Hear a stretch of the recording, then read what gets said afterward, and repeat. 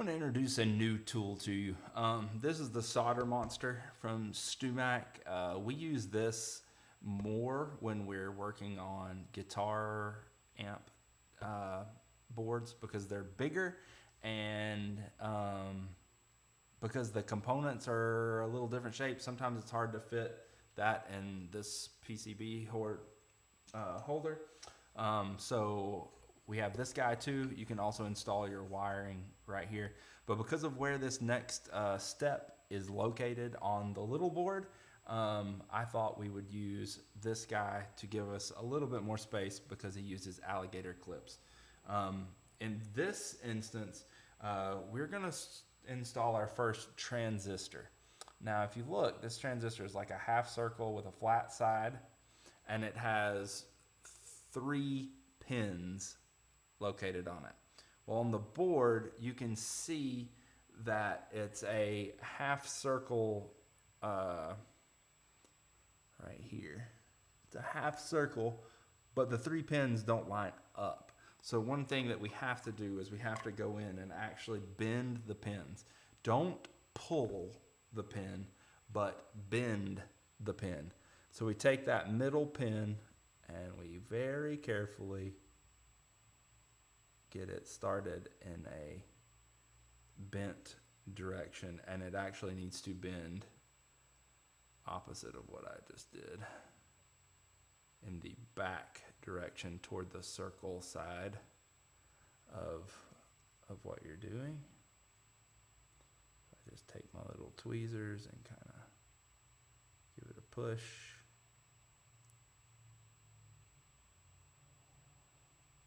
Get it started in the back direction and then come back along and give it a straight shot back into the board. So when you get done, it should look something like that, which is really hard to see. But there's a slight bend in that so that it inserts nice and easy into the actual board. You want all 3 pins to go through. Now, once all 3 pins are in and you've seated it down like the others, you want to take this and fold each one of them down.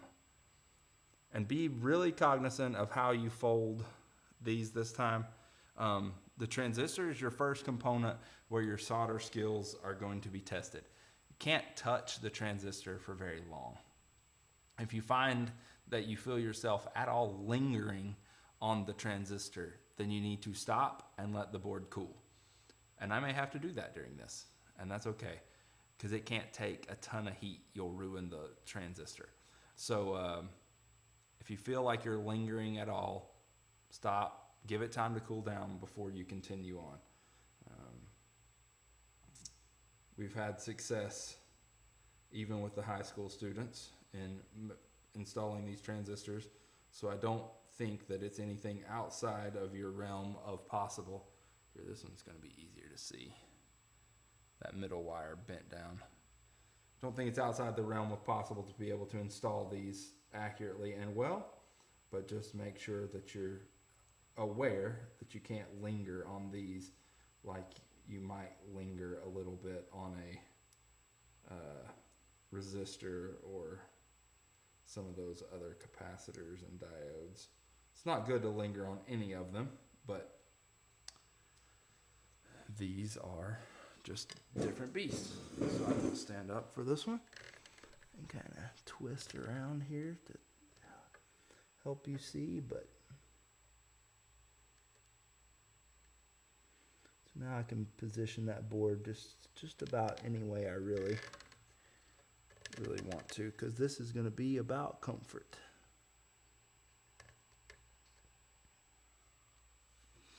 So these 6, 1, 2, 3, 1, 2, 3, they're in little clusters.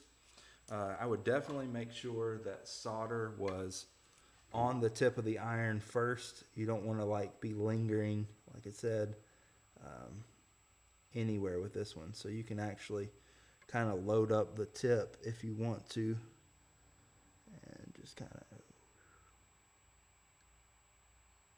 that's way too much.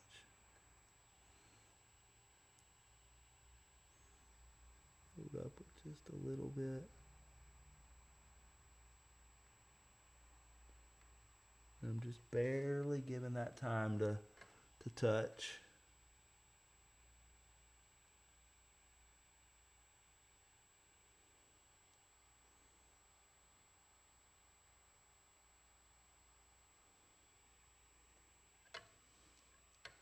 Okay, those three appear to be in. Again, I'm just going to load up the tip with a little bit of solder. Drip and drag.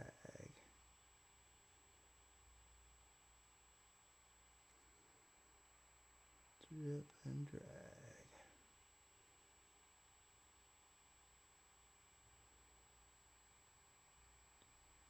Drip and drag. There we go. So that was actually done for the most part without too much lingering. So that is good. That is a good sign. I'm going to visually inspect it now as I would. I just got a ton of solder right there, so I'm going to have to be really careful as I clip to make sure I clip a lot of that big bulge right there off.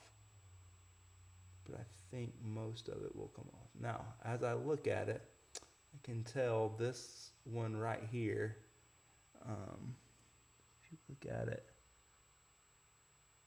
I don't know if my camera will focus, it's actually a gap between the solder and the slot.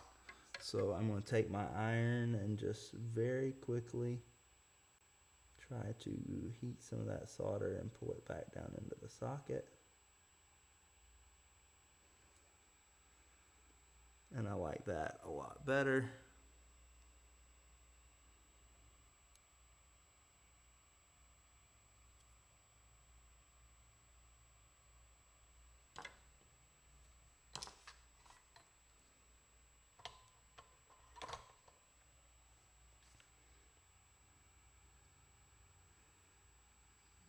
Clip each one.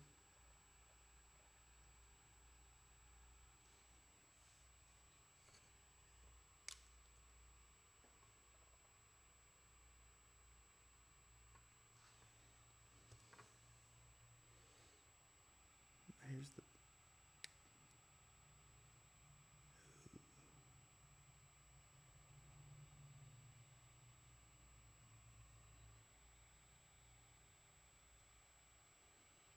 Now, as I went to clip that big one, it took all the solder off instead of cutting the solder. So I can still see just a fuzz of the pin sticking up, so I'm going to have to go in and redo that. So you can see I'm by no stretch of the imagination perfect at this. Wouldn't even say I've reached a high quality level, really. I'm honestly just hoping and praying I can get this one fixed and it be right. So a little bit of solder. And then I'm just gonna